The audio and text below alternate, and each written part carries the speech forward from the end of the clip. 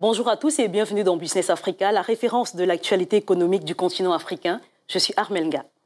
En vitrine de cette semaine, zoom sur les 52e assemblées annuelles des banques du groupe de la Banque africaine de développement BAD qui se tiennent à Ahmedabad dans l'état du Gujarat en Inde.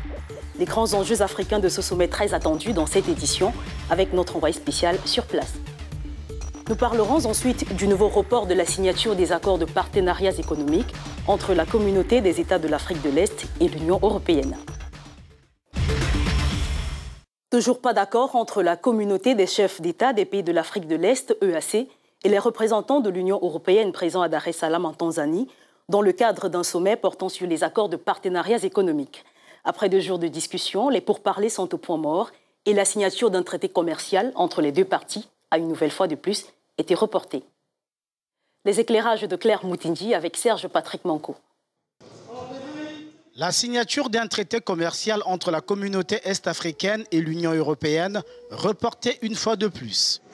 Réunis à Dar es Salaam en Tanzanie le week-end dernier, les chefs d'État de la communauté est-africaine ont fait savoir qu'ils n'étaient pas en mesure de parapher ce document. Pour ces chefs d'État, des points de blocage subsistent encore. Pour le futur, nous sommes ouverts à la discussion concernant l'APE.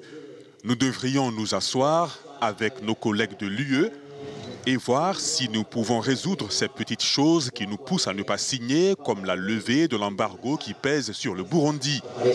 Et une fois qu'il sera levé, nous accepterons de signer.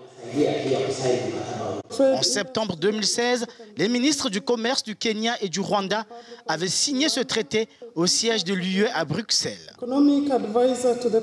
Raison évoquée à l'époque, la nécessité de se mettre en conformité avec le délai de ratification au risque de voir l'UE imposer des droits à l'importation sur des produits en provenance de la CEA. La mesure affecterait particulièrement le Kenya. Des chefs d'État ont dénoncé la pression exercée par l'Union européenne sur ce pays. Mais en même temps, nous soutenons que l'UE a menacé de s'attaquer au Kenya.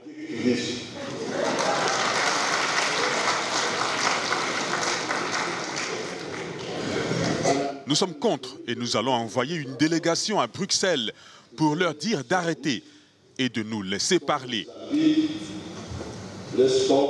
L'accord de partenariat économique permettra le libre accès des produits de la CEA au niveau du marché de l'UE en échange d'une ouverture progressive des marchés de la région aux produits européens. Le Burundi, le Rwanda, l'Ouganda et la Tanzanie peuvent encore compter sur l'initiative Tout sauf les armes, mise en place en 2001 par l'Union européenne pour exporter leurs produits vers ce marché. Le Kenya ne jouit cependant pas de ce privilège en raison du dynamisme de son économie.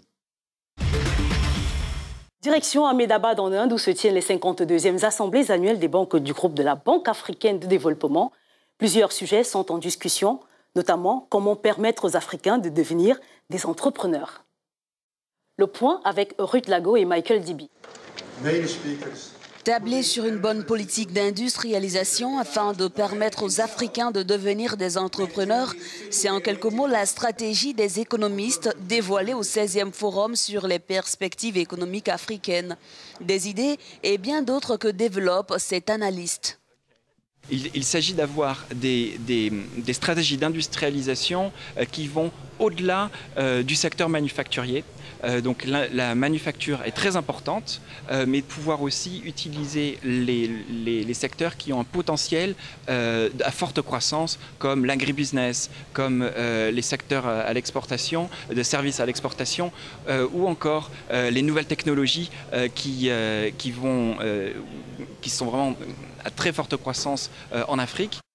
Les gouvernements sont également invités à encourager les petites entreprises en leur octroyant des financements.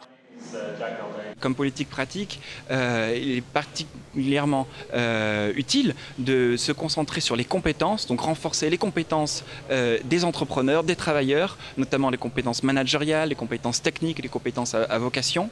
Il y a déjà beaucoup d'investissements qui est fait dans renforcer les compétences et on peut faire encore plus. En amont de ce forum économique, la Banque africaine de développement a indiqué dans un rapport que la croissance économique du continent devrait connaître un rebond cette année et atteindre les 3,4% du PIB et 4,3% en 2018. À présent, nous rejoignons par téléphone notre envoyé spécial à Ahmedabad en Inde, Afolake Oyinoye, pour nous donner plus de détails dans les avancées de l'Afrique dans le domaine des banques. Bonjour Afolake, alors quelles sont les perspectives économiques de l'Afrique pour l'année 2017 ? La Banque africaine de développement et le Centre de développement de l'OCDE et le Programme des Nations unies pour le développement ont diffusé lundi un rapport conjoint sur les perspectives économiques africaines 2017 à Ahmedabad, en Inde, lors des 52e réunions annuelles de la BAD. Le rapport contient des projections et des analyses sur les tendances et les statistiques sur le développement macroéconomique, financier, commercial, social et humain pour le continent. Il comprend également des profils de pays approfondis qui tiennent compte du développement économique récent et soulignent les principaux problèmes politiques auxquels sont confrontés chacun des 54 pays africains. On s'attache également à débloquer le potentiel des entrepreneurs africains pour accélérer la transformation industrielle de l'Afrique en soulignant la nécessité pour les gouvernements africains d'intégrer l'esprit d'entreprise plus pleinement dans leur stratégie d'industrialisation. Alors Afolake, y a-t-il des réalisations possibles au vu de ces différentes projections ? En 2016, la croissance économique de l'Afrique a ralenti pour s'établir à 2,2%, contre 3,4% en 2015 en raison de la faiblesse des prix des produits de base, de la faible reprise mondiale et des conditions météorologiques défavorables, ce qui a une incidence sur la production agricole dans certaines régions. Cependant, on s'attend à ce qu'elle atteigne 3,4% en 2017 et 4,3% en 2018. Cela suppose qu'à mesure que les prix des produits de base se redressent, l'économie mondiale soit renforcée et les réformes macroéconomiques internes retranchées. Selon le rapport publié, il existe des développements prometteurs à travers le continent. La croissance de l'Afrique repose de plus en plus sur les ressources nationales, comme le montre la consommation dynamique du secteur privé et du gouvernement qui, combiné, a atteint 60% de la croissance en 2016. Cette croissance coïncide également avec les progrès réalisés dans le développement humain. 18 pays africains ont atteint des niveaux moyens et élevés de développement humain bien avant 2015. Enfin, l'investissement direct étranger attiré par les marchés émergents du continent et l'urbanisation rapide s'est établi à 56,5 milliards de dollars en 2016 et devrait atteindre 57 milliards de dollars en 2017. De tels investissements se sont diversifiés du secteur des ressources naturelles aux services de construction financiers, de fabrication, de transport, d'électricité, d'information et de communication. Voilà, merci Afolake pour ces éclairages. Ils sont de plus en plus nombreux, les pays africains, à multiplier des investissements dans le domaine du pétrole, en dépit de la chute des prix du brut sur le marché mondial. Nous en parlons après la pause.